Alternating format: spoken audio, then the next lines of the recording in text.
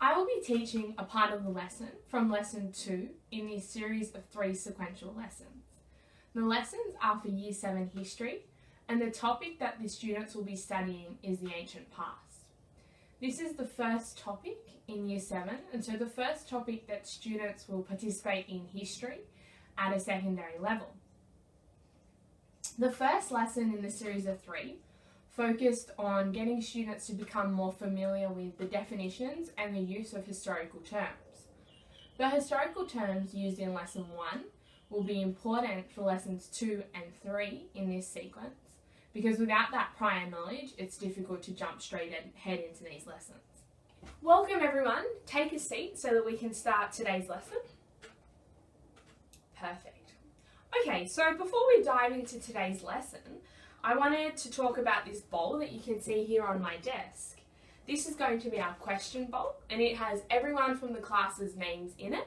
So when I need a participant to answer a question or to do an activity for me, as you can see on the board here, I'm going to pull a name out and ask that person to come up. Alright, so today we're going to talk about the work of historians and the work of an archaeologist. So last lesson we focused a lot on historical terms like era, millennium, decade, century, BC, CE. Do we remember these terms? Yeah, great. So as you can see on the board, we have 6 professions here: surgeon, accountant, scientist, lawyer, archaeologist, and engineer. Underneath is pictures of these professions, and from the pictures you might be able to see some of the skills that might be required of these jobs. Alright, Hunter, could you please come up to the board and place the picture under the correct profession? Thanks, Hunter. Class, you could give him a bit of help. Okay, so what do you think that one is, Hunter? An archaeologist. Excellent.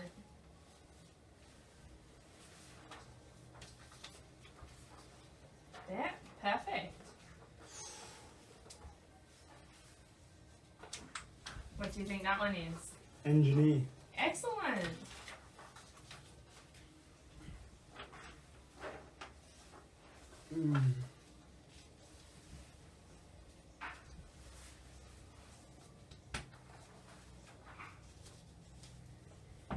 Miss, there's no surgeon.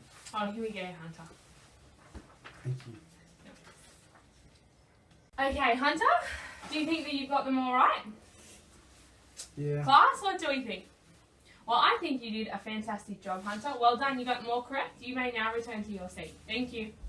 Just as all these professions require skills, so does an archaeologist and so does a historian. Archaeology is the study of the ancient past.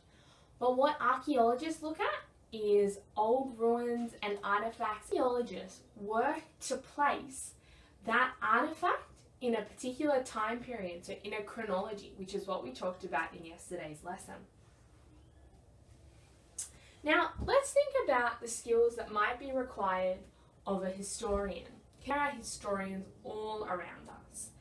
Professor Kent, who works at Monash University in Melbourne, he teaches history, he researches, and he writes books, and he's used as a consultant both here in Australia and overseas. He's a historian. Okay, so now we've discussed the skills of a historian and an archaeologist. We're going to start off today's lesson by looking particularly at the skills of a historian.